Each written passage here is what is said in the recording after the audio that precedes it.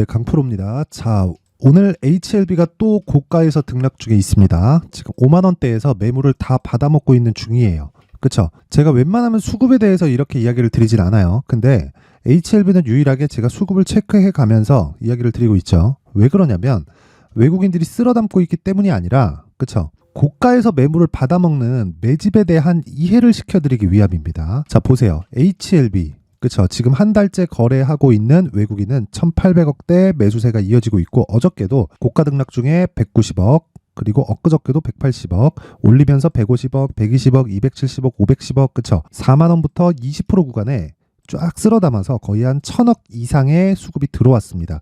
자, 한 달 동안 1,800억 정도의 그 매수세가 이어졌는데, 보세요. 위에 다 몰려 있잖아요. 이 밑에도 들어왔는데요. 얼마 안 되잖아요. 그쵸? 매물이 나오는 이 구간이 있어요. 그 매물이 나오는 구간에서 매집을 하는 겁니다. 그게 신고가예요. 신고가. 자, 그러면 이걸 실적을 봐야 될까요? HLB 실적 볼까요? 개판입니다. 그쵸? 이래요. 물론 매출이 늘고 있지. 그리고 성장주들은요, 매출이 느는 게 상당히 중요해요. 매출이 꺾이면 어떻게 되는지 파도의 상황을 보면 알 수 있죠. 근데 성장주들의 이 매출이 증가하는 그런 상황은 정말 중요합니다. 근데 생각해 보세요. 지금 23년 2분기 그리고 3분기 매출이 줄었어요. 자, 근데 왜 제가 이렇게 좋다고 이야기를 드릴까요? 시세가 나오고 있기 때문에 그렇습니다. 그리고 지금 제약주는요, 과거하고 달라요. 자, 예전에는요, 어차피 항암제는 1세대부터 3세대까지 정해져 있습니다. 1세대는 화학항암제, 2세대는 표적항암제, 3세대는 면역항암제입니다. 면역항암제를 우리가 키트루다라고 불러요. 이게 제품명이에요. 제품명. 머크사에서 만든 건데, 요거는 근데 그쵸, 지금 급한 환자들한테만 사용을 하고 있고, 아니면 부자들한테 사용을 하고 있습니다. 근데 이 표적항암제는 이미 화학항암제 정도는 아니지만 보편화되어 있어요. 한국에서도 여기, 그쵸, 화학항암제는 쌉니다. 보험 적용도 되고 그래요. 근데 부작용이 많아요. 좋은 세포까지 다 죽이거든요. 근데 여기 2세대 항암제 있죠. 표적항암제는 암세포만 타겟을 하기 때문에 무엇보다, 그쵸, 1세대 항암제인 화학항암제보다 부작용을 현저하게 낮췄습니다. 좋은 세포를 최대한 살려서 가기 때문에 그래요. 자, 근데 여기서 생각해 보세요. 예전에는요, 보통 2세대 항암제에 대해서 1상 딱 들어갔다 그러면 한 5배, 10배씩 올라요. 2상 들어갔다 그러면 주춤합니다. 3상 딱 들어간다 그러면 급락해요. 왜 그런 줄 알아요? 3상 통과가 어렵기 때문에 그래요. 근데 그 다음 단계에 있는 게 판매 신청입니다. 판매 허가 신청. 그쵸? 그러면 HLB는 3상이 끝나고 판매 허가 신청에 들어간 겁니다. 그리고 이 짓을 한 10년 정도 이어오고 있어요. 그쵸? 이게 진양곤 회장이 하고 있는 일입니다. 개인적으로 참 대단한 사람이라고 생각을 합니다. 지금 이 상황에서 회사를 이끌어와서 FDA에 판매 허가 신청까지 넣었다. 자, 중간에요, 리보세라닙은 위암 치료제로 개발이 됐어요. 근데 위암 치료제에서 간암으로 변경을 시켰습니다. 근데 이 위암을 중국에서 임상을 했거든요. 근데 완치 환자가 발생을 한 겁니다. 그때부터 부각되기 시작했는데, 왜 이 부각이 됐냐면, 완치 환자가 나온 것도 나온 거지만 2세대 항암제 때문이라서가 아니라요, 이것 때문에 그래요. 먹는 약이거든요. 그쵸? 먹는 약이기 때문에 부작용이 그것보다 더 적다. 기본적으로 표적항암제보다 훨씬 더 적다. 자, 그러면 이런 부분이 계속해서 이 판매 허가 신청이 되고 나오잖아요. 이거 약국에 가서 파나요? 아닙니다. 그쵸? 바로 각국에, 그쵸, 뭐 이런 공단급의 뭐 딜이 들어가게 되어 있습니다. 그냥 그게 수순이에요. 그러면 실적이 전환되는 건 당연한 수순이고, 무엇보다 지금 범용성이 계속해서 인정을 받고 있잖아요.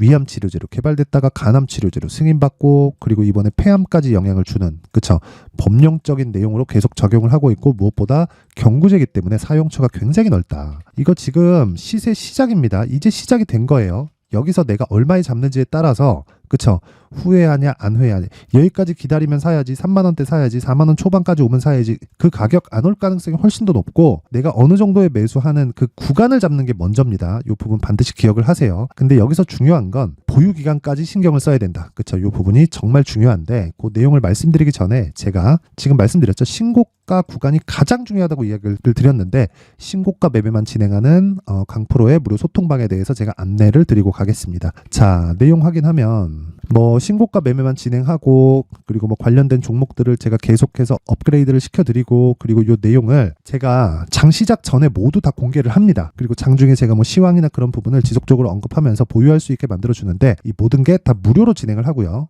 그쵸? 무료로 진행을 하는데 다시 말씀드리지만 신고가 매매만 합니다. 뭐 다른 종목을 섞어서 하는 게 아니라 그냥 신고가 매매만 진행을 해요. 그쵸? 이 부분 반드시 기억하세요. 근데 내용을 어떻게 진행하는지 볼게요. 오늘 같은 경우에는 그래요. 12월 22일 그쵸? 시노펙스, 테크윙, 레고킨바이오 이렇게 진행됐죠.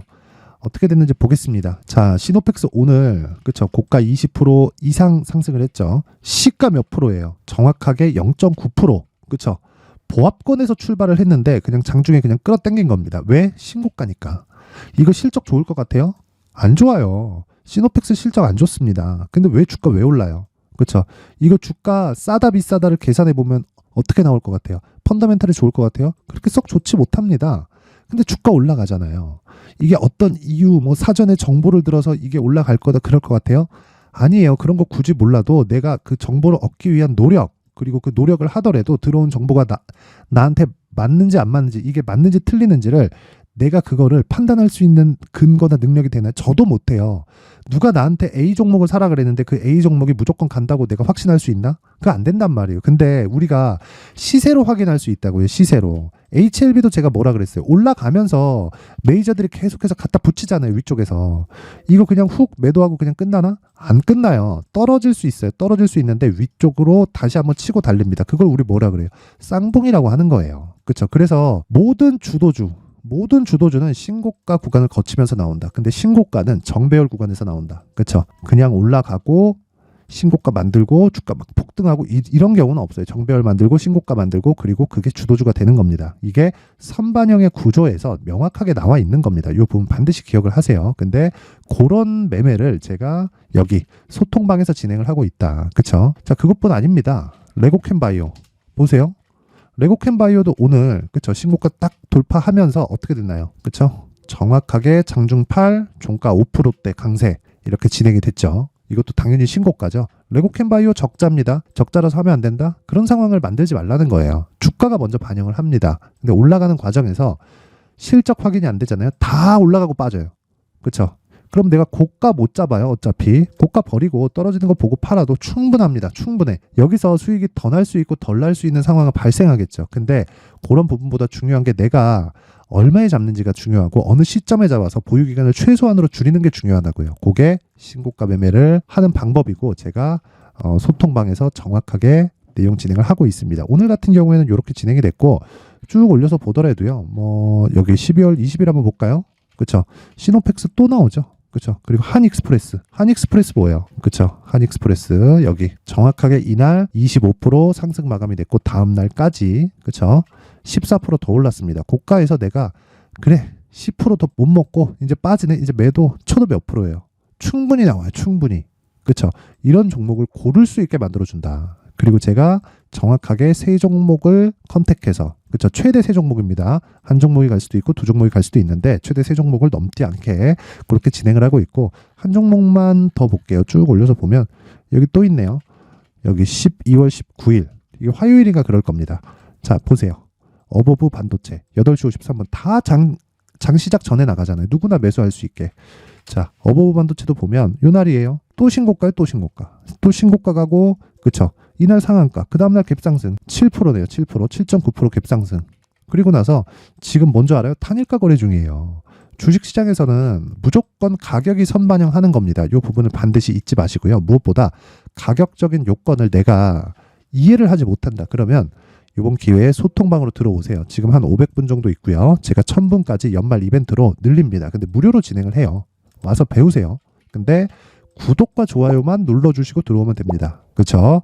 자, 상단에 있는 전화번호로 참여라고 문자를 보내주시면 제가 여기 소통방 입장 링크를 순차적으로 공유를 해드릴 텐데 구독과 좋아요 꼭 누르는 거 잊지 마시고요. 그리고 제가 연말 이벤트, 그쵸? 계속해서 강조드렸어요. 신고가 중요하다고. 근데 신고가 검색기, 수익 모델, 그쵸? 신고가를 지속해서 추적 관찰하고 추적 관찰한 종목은 어떻게 해야 되는지, 그쵸? 이 수익 모델에 대해서 제가 내용을 공개를 해드리겠습니다. 그쵸? 이 내용까지 딱 드릴 테니까 연말이고 연휴 기간에 열심히 공부해서 나만의 수익 모델을 만드시고요. 어떻게 매매가 진행되는지는 여기 실시간으로 제가 내용을 모두 다 공개를 하고 있으니까, 그쵸? 스윙급의 매매를, 확실한 스윙급의 매매를 와서 경험해 보시고 배우세요. 그쵸? 요 내용도 제가 무료로 공개를 하고요.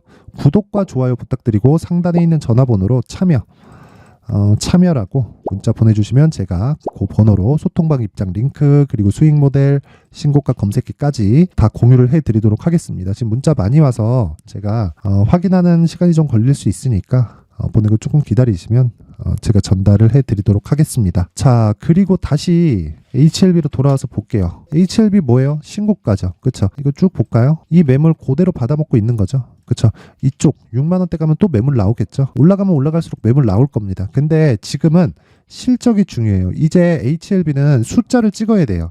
근데 그 숫자를 찍기 위해서 지금 뭐가 들어갔어요? 여기 5월달 여기에 FDA에 판매허가 신청이 들어갔다. 개인적으로 대단하다고 생각합니다. 저는 정말 대단하다고 생각을 하는데, 왜 대단하다고 생각을 하냐면 정말 어려운 상황에서도 이게 중간에 1상 통과하고 2상 통과하잖아요. 그러면 지금까지 연구한 거 팔으라는 제의가 많이 들어올 겁니다. 근데 그걸 다 뿌리치고 판매허가 신청까지 넣었다. 돈을 더 넣어서.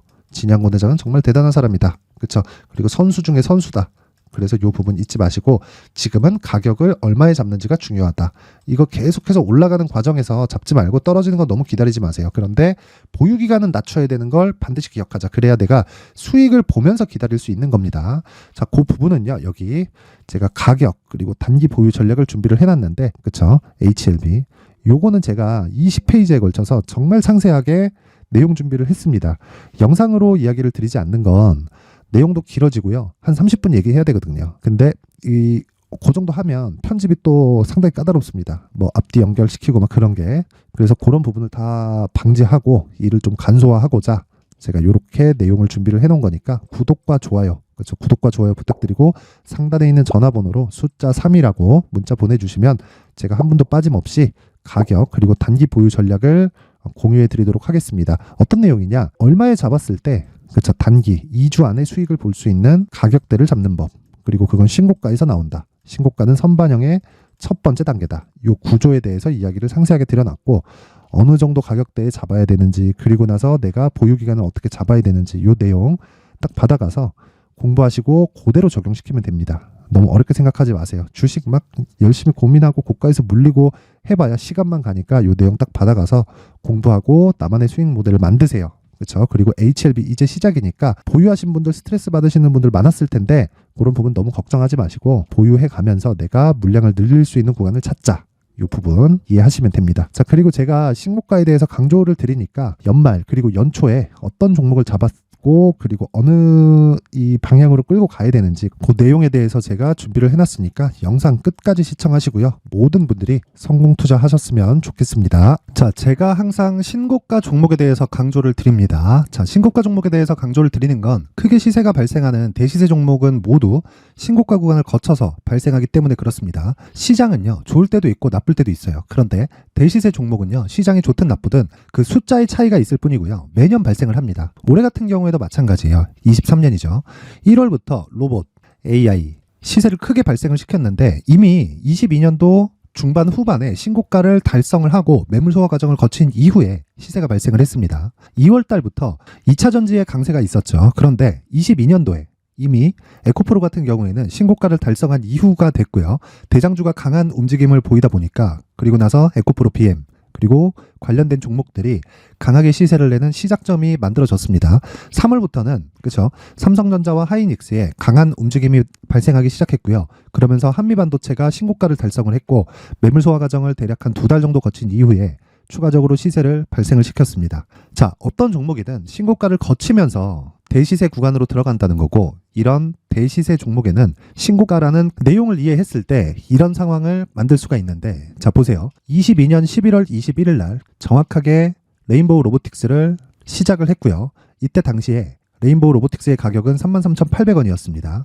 실제 3달이 채 되지 않는 보유기간을 가진 이후, 그쵸? 한 100% 정도의 수익 실현을 할 수가 있었고요. 그 이후에 추가적인 상승이 나왔지만 내가 매수를 잘 했기 때문에 보유기간을 최소한으로 줄여서 가더라도 충분한 수익이 발생을 했다는 겁니다. 언제든지 저가를 잡을 수 없고 고가를 잡을 수 없기 때문에 내가 강조를 해야 되는 건 신고가 이후에 매수하는 구간, 그리고 첫 번째 수익 구간만 먹더라도 다음 종목으로 이동을 할 수 있다는 거죠. 실제 그리고 나서 3월 달에 반도체 종목에 대해서 계속해서 제가 강조를 드렸었고, 그런 이후에 매물 소화 과정을 거치고 5월 달부터 반도체 공략을 시작한 결과, 그쵸? 3달이 채 되지 않아서 ISC 그리고 한미 반도체까지 100%에 달하는 수익 실현에 성공을 했습니다. 그래서 계속해서 강조를 드리는 거예요. 시장은요, 좋을 때도 있고 나쁠 때도 있어요. 그런데 대시세 종목은 숫자의 차이가 있을 뿐이고요. 매년 발생을 한다는 거고 분기별로 나오게 됩니다. 물론 이런 종목을 모두 다 잡을 수는 없지만 지금 같은 경우에는요, 두 가지 내용으로 구분이 가능합니다. 첫 번째, AI 반도체 쪽으로 들어가야 되고요. 그리고 또 한 가지, 내년 4월에 있을 총선 테마가 지금부터 준비되어 있어야 된다는 거죠. 물론 이 두 종목 모두 신고가 종목에 있는 종목을 공략해야 되기 때문에 신고가 구간에서 매매를 해야 된다는 건 어떤 상황에서든 불변의 진리라고 보시면 됩니다. 자, 그래서 제가 AI 반도체 관련된 종목들은 강프로의 소통방에서 같이 공개를 하도록 하겠고요. 4월 달에 있을 총선을 대비한 대시세 종목은요, 이렇게 준비를 해왔습니다. 자, 내용을 한번 보시면, 그쵸? 큰 폭의 하락을 거친 이후에 장기간 횡보 구간을 거쳤고, 그리고 최근에 들어서 신고가를 만들어냈죠. 이후에 추가적으로 상승이 나오는 구간을 만들기 위해서 눌림목 구간에 있는 그런 상황이고요. 지금은 매집 구간에 있다고 보시면 됩니다. 자, 장기간 매집이 중요한가, 단기간 매집이 중요한가, 이런 부분에 대해서는 모두 무시하셔도 되고, 무엇보다 신고가를 갔다는 것 자체, 그리고 변하지 않는 총선 스케줄을 본다면요, 지금부터 내용을 준비를 하셔야 되고 매집 구간으로 계속해서 삼고 있어야 됩니다. 자, 지금부터 물량을 잘 모아 가시면 정말 크게 수익은 낼 수 있는 매매를 할 수 있다라고 이야기를 드릴 수 있기 때문에 이 종목이 어떤 종목인지 잘 받아가서 결과적으로 큰 수익을 볼 수 있는 이런 매매를 해보고 싶어 하시는 분들이 계시면요, 구독과 좋아요 부탁드리고요. 그리고 상단에 제 전화번호 확인해서 대시세라고 문자 보내주시면 되고요. 대시세라고 문자 보내주시는 분들에 한해서만 제가 어렵게 찾아놓은 이 종목을 모든 분들에게 다 공유를 해드리도록 하겠습니다. 내년 총선은 바뀌지 않은 스케줄이기 때문에 이 종목 꼭 받아가서 모든 분들이 큰 수익 내셨으면 좋겠습니다.